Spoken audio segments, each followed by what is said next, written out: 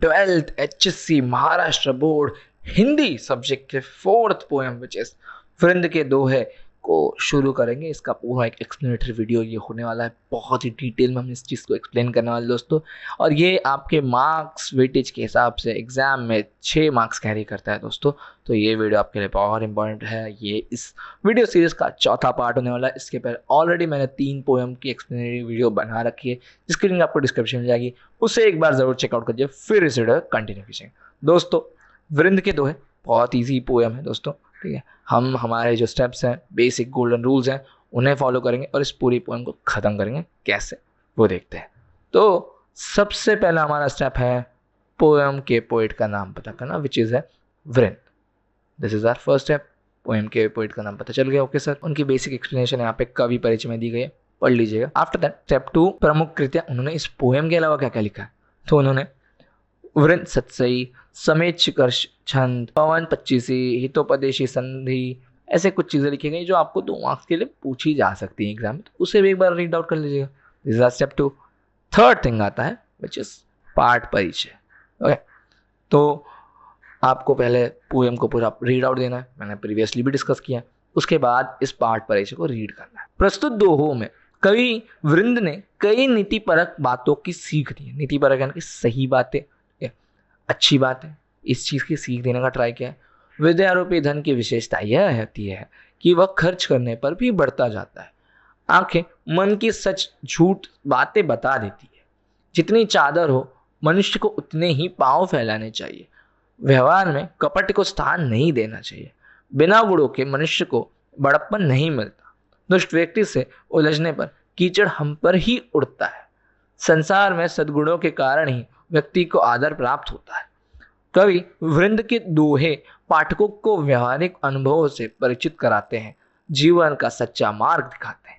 ठीक है, अब जैसा कि मैंने आपको डिस्कस किया, इस पाठ परिचय में एक एक लाइन एक एक पैसेज को एक्सप्लेन कर देती है। ठीक है, क्या क्या सीखें दी गई हैं, अलग अलग सीखें। ठीक है, पहला सीख ये है कि विद्या रूपी जो धन है, मतलब विद्या ज्ञान का जो पूंजी है, प्रीवियस हम लोगों ने पोएम में डिस्कस किया कि ज्ञान आपकी सबसे बड़ी कमाई है। आप जितने ज्ञानी उतने धनवान है। ठीक है, तो उसकी ये विशेषता है कि आप उसे जितना खर्च करो, जितना फैलाओ, जितना बांटो, जितना शेयर करो, नॉलेज शेयर करने से और ज़्यादा बढ़ती है, रेदर देन कि अगर आप पैसे खर्च करते हो तो आपके पैसे घटते हैं। ठीक है, तो यहाँ पे अगर विद्या एक धन है, विद्या रूपी धन, तो और बढ़ता है, तो उसे मोर एंड मोर शेयर कीजिए। ये पूरी पोएम की जो फर्स्ट 2 लाइन है उससे एक्सप्लेन करते हैं। आंखें मन की सच झूठ बातें बताते हैं, लाइक कि आप क्या फील कर रहे हो, आप एक्चुअल में कैसे हो, आप कितना खुद को टेढ़ा दिखाने की कोशिश कर रहे हो, या फिर आप कितने सही सुलझे हुए इंसान हो, आपके आंखों में सब कुछ पता चल जाता है।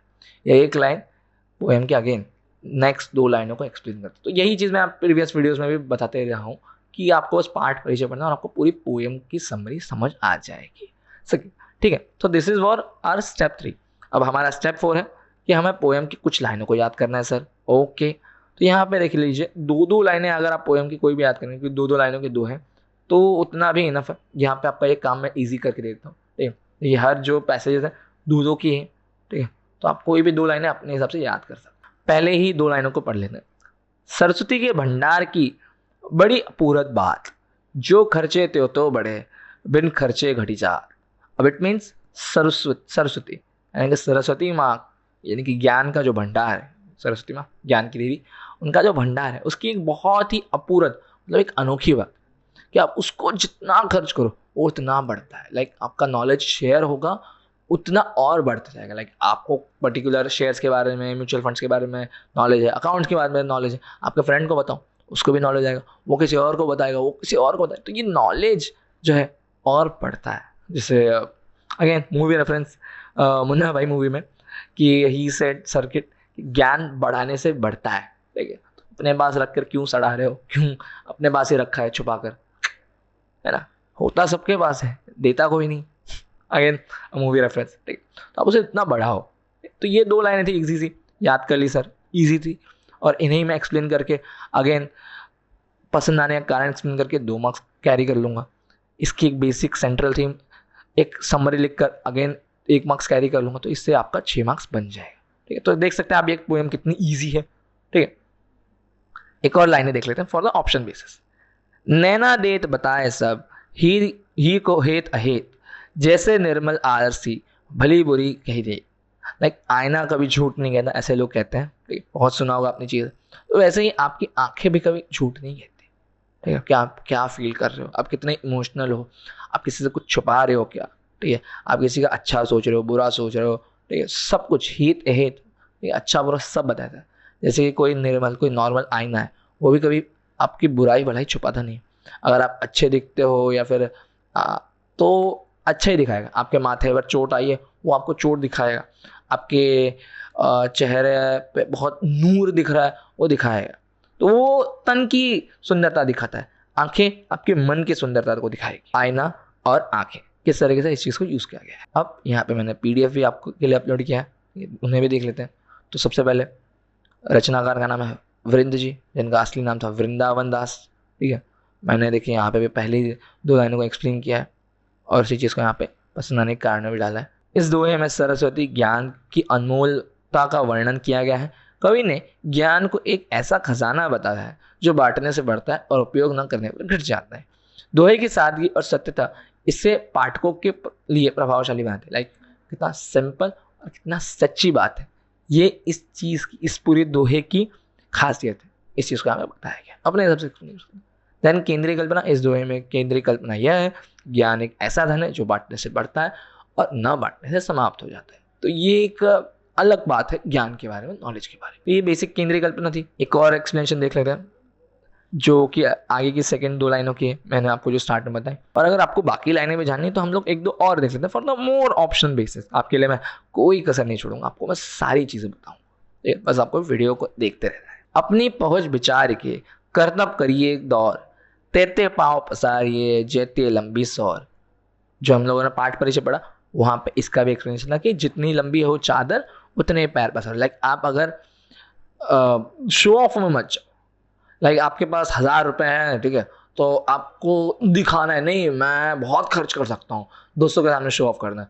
आपकी फैमिली इश्यूज चल रहे हैं, ठीक है? नहीं मैं तो अपनी शादी धूमधाम से 3-4 करोड़ खर्च करके करूँगा, ठीक है? लोन लूँगा, उधारी लूँगा, कुछ भी करूँगा, बट मैं दिखावा करना नहीं छोड़ूंगा, ठीक है? आपके खाने की दुविधा चल रही है और आप कपड़ों का दिखावा कर रहे हो, ठीक है? आप ब्रांडेड चीज़ों खरीदने का शौक रखते हो, ठीक है? जो कि आपके पास नॉर्मल डेली हाउसेस के लिए एक्सपेंसेस नहीं है। दैट्स नॉट गुड, ठीक है?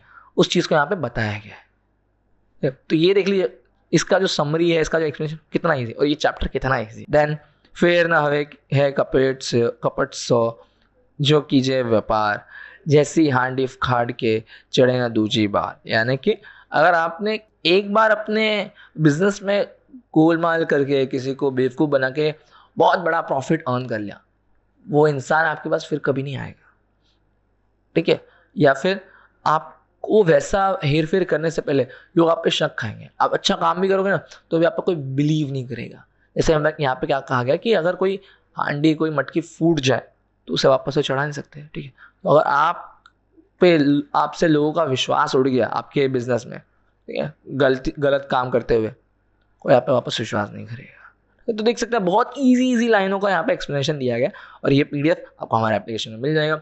वहाँ पे ज़रूर चेकआउट करिएगा और इस वीडियो को ज़रूर लाइक करें, कमेंट करें और शेयर ज़रूर करें।